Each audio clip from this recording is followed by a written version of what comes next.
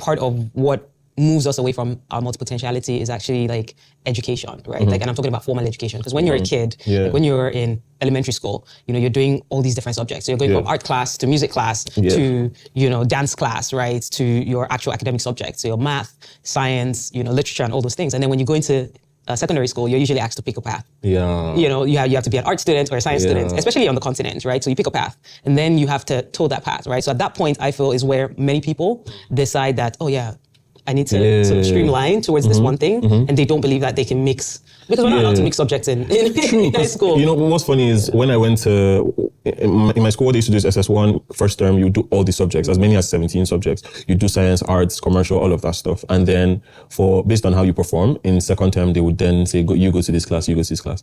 Now, because I came first in the class, so for second term, they said I should go to science class. I mean, I've always known I was never going to do science, even as young as I was like 13, but I knew that I don't have any business in science, because the fact that I passed chemistry and I passed biology, this doesn't. So I was in science class for a few weeks, but my parents came for visiting, and I told them they put me in science class. I don't understand what's happening. And they were able to like step in and say, you know, I know this is, and talk to the principal, like, I know this is your recommendation, but this person is not for science. So the principal fought it and said, no, based on the subjects, based on what they did well in, this is where they should be. But my parents put their foot down, and thank God.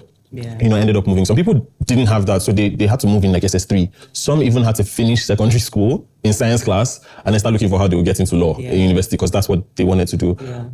But what you said about school, it does.